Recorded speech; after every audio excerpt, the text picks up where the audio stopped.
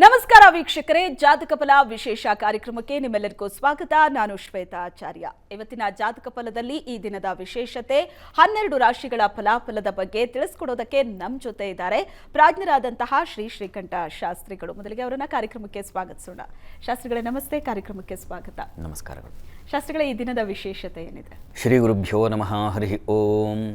ಮೂರ್ತಿತ್ವೇ ಪರಿಕಲ್ಪಿತ ಶಶಿಭೃತೋ ವರ್ತ್ಮ ಪುನರ್ಜನ್ಮನಾಂ ಆತ್ಮೇತ್ಯಾತ್ಮವಿದಾಂ ಕ್ರತುಶ್ಚ ಯಜತಾಂ ಭರ್ತ ಅಮರಜ್ಯೋತಿಷಾಂ ಲೋಕಾನಾಂ ಪ್ರಳಯೋದ್ಭವ ಸ್ಥಿತಿವಿಭುಶ್ಚಾನೇಕಧಾಯ ಶ್ರಿತೌ ವಾಚನ್ನ ಸದತಾ ತ್ವನೇಕ ಕಿರಣ ತ್ರೈಲೋಕ್ಯ ದೀಪೋ ರವಿಹಿ. ಸಮಸ್ತ ವೀಕ್ಷಕರಿಗೆ ಶುಭೋದಯ, ಶುಭ ಬೆಳಗು. ಈ ದಿನದ ಸಂದೇಶಗಳನ್ನು ಪರಿಶೀಲಿಸೋಣ. ತತ್ಪೂರ್ವದಲ್ಲಿ ಈ ಹೊತ್ತಿನ ಪಂಚಾಂಗವನ್ನು ಗಮನಿಸಿಕೊಳ್ಳೋಣ. ಶ್ರೀ ಕ್ರೋಧಿನಾಮ ಸಂವತ್ಸರ, ಉತ್ತರಾಯಣ, ವಸಂತ ಋತು, ಚೈತ್ರ ಮಾಸ, ಶುಕ್ಲ ಪಕ್ಷವಾಗಿದೆ.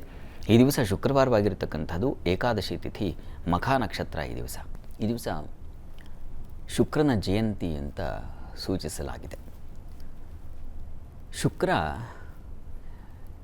ನವಗ್ರಹಗಳಲ್ಲಿ ಅತ್ಯಂತ ರಮಣೀಯ ಗ್ರಹ. ಶುಕ್ರನ ಅನುಗ್ರಹ ಇಲ್ಲದೇ ಇದ್ದರೆ ಲೋಕ ಕಲ್ಯಾಣವೇ ಸಾಧ್ಯವಿಲ್ಲ. ಲೋಕ ಒಂದು ಸುಭಿಕ್ಷವಾಗಿದೆ ಅಥವಾ ಒಂದು ರಂಜನೀಯವಾಗಿದೆ, ಒಂದು ಸಂತೋಷ, ಸಡಗರ, ಸಂಭ್ರಮಗಳನ್ನು ಕಾಣ್ತಾ ಇದೆ ಅಂತಂದರೆ ಅದಕ್ಕೆ ಕಾರಣ ಶುಕ್ರ. ಶುಕ್ರನ ಅನುಗ್ರಹ ಇದ್ದುಬಿಟ್ರೆ ನಾವು ಎಷ್ಟೋ ಮಾತಾಡ್ಕೊಳ್ತೀವಲ್ಲ. ಶುಕ್ರ ದಶೆ ಅಂತಕ್ಕಂಥದ್ದು ಜಗಜ್ಜಾಹೀರದು.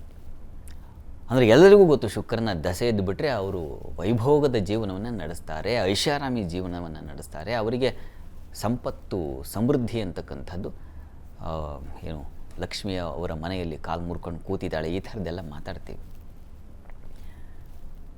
ಹೀಗೆ ಶುಕ್ರನ ಪ್ರಭಾವ ಚೆನ್ನಾಗಿದೆ ಅಂತಂದರೆ ಅವರ ಜೀವನ ತುಂಬ ಸುಖಮಯವಾಗಿರುತ್ತೆ ಅಂತ ಅರ್ಥ. ಹೀಗಾಗಿ ಸುಖಕ್ಕೆ, ಸಂತೋಷಕ್ಕೆ, ಇದಕ್ಕೆಲ್ಲ ಅಧಿಪತಿ ಶುಕ್ರ. ಅಂಥ ಶುಕ್ರ ಕೇವಲ ಸುಖ, ಸಂತೋಷ, ಸಮೃದ್ಧಿ ಅಂತ ಅಷ್ಟೇ ಅಲ್ಲ, ಆತ ಮಹಾಜ್ಞಾನಿ. ಸಾಮಾನ್ಯವಾಗಿ ನಮಗೆಲ್ಲರಿಗೂ ಗೊತ್ತು, ಏನು ಕಷ್ಟ ಅಂದರೆ ನಾವು ಶನೈಶ್ಚರನ ದೂಷಣೆ ಮಾಡ್ತೀವಿ. ಸಾವು ಅಂದರೆ ಶನೈಶ್ಚರನ ಗುರಿ ಮಾಡ್ತೀವಿ. ಆದರೆ ಇಂಥ ಸಂಕಟ, ನೋವು, ದುಃಖ, ವ್ಯಥೆ ಇವುಗಳಿಂದ ಪಾರು ಮಾಡಬೇಕಾಗಿದ್ದರೆ, ಅಂದರೆ ಒಂದು ಸಂಕಟವನ್ನು, ಬರೀ ಐಷಾರಾಮಿ ಸುಖ ಅಷ್ಟೇ ಅಲ್ಲ, ಒಂದು ಸಂಕಟದಿಂದ ಪಾರಾಗಬೇಕಾಗಿದ್ದರೆ ನೋಡಿ ಶುಕ್ರನ ಅನುಗ್ರಹ ಬೇಕಾಗುತ್ತೆ. ಯಾಕಪ್ಪ ಅಂತಂದರೆ ಶುಕ್ರಾಚಾರ್ಯರ ತಪಸ್ಸಿನ ಸಾಧನೆ ಅಷ್ಟು. ಶುಕ್ರಾಚಾರ್ಯರು ಒಂದು ಅರ್ಥದಲ್ಲಿ ಬೃಹಸ್ಪತ್ಯಾಚಾರ್ಯರು, ಏನು ನಾವು ಗುರು ಅಂತೀವೋ ಗುರುವಿಗಿಂತ ಮೇಲ್ಸ್ತರದಲ್ಲಿ ಅವರಿದ್ದಾರೆ. ದೇವತೆಗಳ ಗುರು ಹಾಗಾಗಿ ಅವರಿಗೆ ಏನು ದೊಡ್ಡ ಸ್ಥಾನ ಇದೆ. ಆದರೆ ಶುಕ್ರಾಚಾರ್ಯರ ವಿದ್ಯೆ ಬೃಹಸ್ಪತಿಗಿಂತಲೂ ಅಧಿಕವಾದದ್ದು ಅಂತ. ಯಾಕಪ್ಪ ಅಂತಂದರೆ ಅವರಿಗೆ ಗೊತ್ತಿರತಕ್ಕಂಥ ಒಂದು ವಿಶೇಷವಾದ ವಿದ್ಯೆ, ಅದು ಮೃತ ಸಂಜೀವಿನಿ ವಿದ್ಯೆ. ಯಾರಿಗೂ ಗೊತ್ತಿಲ್ಲ. ಬೇರೆ ದೇವಾಸುರರ ಸಂಗ್ರಾಮ ಆಗುವಾಗ ದೇವತೆಗಳೆಲ್ಲ ಸತ್ತು ಹೋಗ್ತಾ ಇದ್ದಾರೆ, ಆದರೆ ಅಸುರರು ಮಾತ್ರ ಸತ್ತವರೆಲ್ಲ ಬದುಕಿ ಬರ್ತಾ ಇದ್ದಾರೆ. ಇದಕ್ಕೆ ಕಾರಣ ಏನು ಅಂತ ನೋಡಿದ್ರೆ ಶುಕ್ರಾಚಾರ್ಯನ ಈ ಒಂದು ರಹಸ್ಯ ವಿದ್ಯೆ, ಮೃತ ಸಂಜೀವಿನಿ ವಿದ್ಯೆ. ನೋಡಿ, ಯಾರಾದರೂ ಶುಕ್ರನನ್ನು ಪ್ರಾರ್ಥನೆ ಮಾಡ್ತಾ ಇದ್ದೀರಾ, ಶುಕ್ರನ ಕುರಿತಾಗಿ ಒಂದು ಅವರೇ ಧಾನ್ಯವನ್ನು ನೀವು ಸಮರ್ಪಣೆ ಮಾಡಿದ್ದೀರಾ, ಶುಕ್ರನ ಹೆಸರಿನಲ್ಲಿ ಅವನ ಶ್ವೇತ ವಸ್ತ್ರವನ್ನು ನೀವು ದಾನ ಮಾಡಿದ್ದೀರಾ ಅಂದರೆ ಶುಕ್ರನ ಅನುಗ್ರಹ ಆಗಿಬಿಡುತ್ತೆ. ಶುಕ್ರನ ಅನುಗ್ರಹ ಆಯಿತು ಅಂತಂದರೆ ಮೃತತ್ವದಿಂದ, ಮರಣದಿಂದ ಹೊರಗೆ ಬಂದುಬಿಡ್ತೀರ ನೀವು. ಎಷ್ಟೋ ಜನ ನಾವು ಸಾಮಾನ್ಯವಾಗಿ ಮೃತ್ಯುಂಜಯನ ಆರಾಧನೆ ಮಾಡಿ ಅಂತೆಲ್ಲ ಹೇಳ್ತೀವಲ್ವ. ಹೌದು, ಮೃತ್ಯುಂಜಯ ಶುಕ್ರನಿಗೆ ಈ ಒಂದು ಈ ಮೃತ ಸಂಜೀವಿನಿ ವಿದ್ಯೆಯನ್ನು ಕೊಟ್ಟವನು ಯಾರು? ಪರಮೇಶ್ವರ ಅಲ್ವಾ. ಹೀಗಾಗಿ ಅದು ಸರಿ. ಆದರೆ ಶುಕ್ರನ ಕೃಪೆ ಇದ್ದರೂ ಕೂಡ ಈ ಸಂಕಟ, ನೋವು, ಯಾರಾದರೂ ತುಂಬ ಏನು ಸಾವು ಬದುಕಿನ ಮಧ್ಯೆ ಹಾಸ್ಪಿಟ್ಲಲ್ಲಿ ಹೋರಾಡ್ತಾ ಇರ್ತಾರಲ್ಲ ನೋಡಿ, ಅಂಥವರಿಗೆ ಈ ಶುಕ್ರನ ಅನುಗ್ರಹ ಬೇಕಾಗುತ್ತೆ. ಶುಕ್ರನ ಆರಾಧನೆ ಮಾಡೋದ್ರಿಂದಾಗಿ ಆ ಮರಣದ ಸಮೀಪದಲ್ಲಿರ್ತಕ್ಕಂಥವ್ರಿಗೆ ಎದ್ದು ಬಂದುಬಿಡ್ತಾರೆ ಹೊರಗೆ. ಅಂಥ ಒಂದು ವಿಶೇಷ ಶಕ್ತಿ ಶುಕ್ರಾಚಾರ್ಯರಿಗೆ ಇರ್ತಕ್ಕಂಥದ್ದು.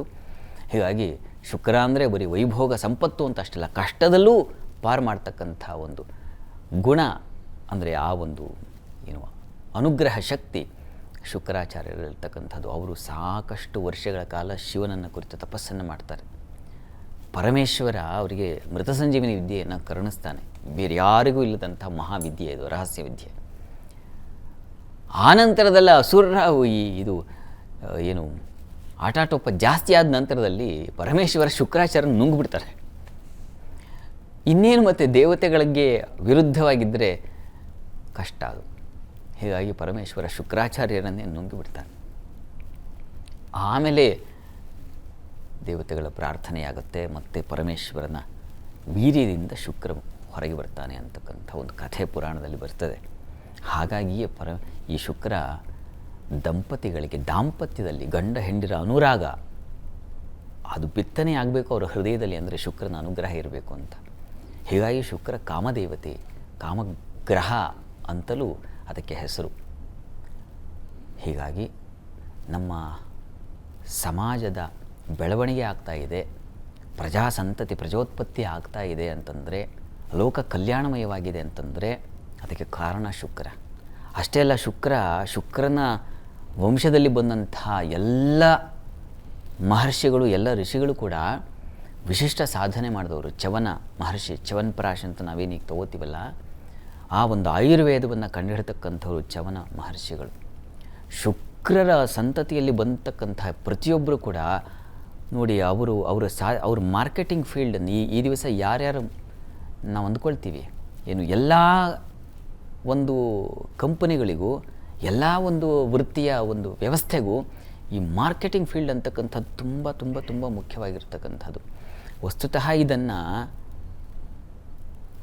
ಹೇಗೆ ನಾವು ಸಮಾಜದಲ್ಲಿ ವ್ಯವಸ್ಥಿತವಾಗಿ ಇದನ್ನು ವ್ಯವಹರಿಸಬೇಕು ಅಂತಕ್ಕಂಥ ಕೌಶಲ್ಯವನ್ನು ಹೇಳಿಕೊಟ್ಟದ್ದೇ ಶುಕ್ರಾಚಾರ್ಯರು, ಅವರ ಅನುಗ್ರಹದಿಂದ ಬಂದಿರತಕ್ಕಂಥದ್ದು. ಹೀಗಾಗಿ ನೀವೇನಾದ್ರು ಒಳ್ಳೆ ಚೆನ್ನಾಗಿ ವ್ಯಾಪಾರ ಮಾಡೋ ಸ್ಕಿಲ್ ಬೇಕು ಅಂತಂದರೆ ಶುಕ್ರಾಚಾರ್ಯರ ಈ ಶುಕ್ರನ ಅನುಗ್ರಹ ಬೇಕು. ಹೀಗಾಗಿ ನೋಡಿ ಎಷ್ಟೆಲ್ಲ ವ್ಯಾಪಕತೆ ಇದೆ ಶುಕ್ರನಿಗೆ. ಹೀಗಾಗಿ ಶುಕ್ರನ ಅನುಗ್ರಹ ಇದ್ದರೆ ಲೋಕ ವ್ಯವಹಾರ ಚೆನ್ನಾಗಿರ್ತದೆ, ಲೋಕ ಕಲ್ಯಾಣವಾಗುತ್ತೆ.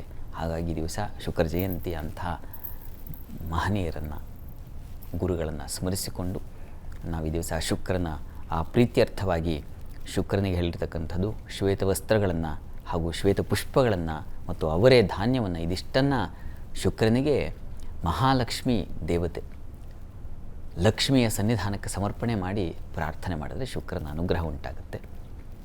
ಯಾರಿಗೆ ಶುಕ್ರನ ಅನುಗ್ರಹ ಆಗುತ್ತೋ, ನಾನು ಇಷ್ಟೊತ್ತು ದೊಡ್ಡ ಪಟ್ಟಿ ಕೊಟ್ಟನಲ್ಲ, ಅದೆಲ್ಲ ಸುಭಿಕ್ಷ ವರಗಳು ಯಾರು ಆರಾಧನೆ ಮಾಡ್ತಾರೋ ಅವ್ರಿಗೆ ಸಂದಾಯವಾಗುತ್ತೆ. ಹೀಗಾಗಿ ಪ್ರಯತ್ನ ಮಾಡಿ ಶುಕ್ರನ ಆರಾಧನೆಯನ್ನು, ಶುಕ್ರ ಪೂಜೆಯನ್ನು ಮಾಡಿ. ಒಳ್ಳೆಯದಾಗಲಿ.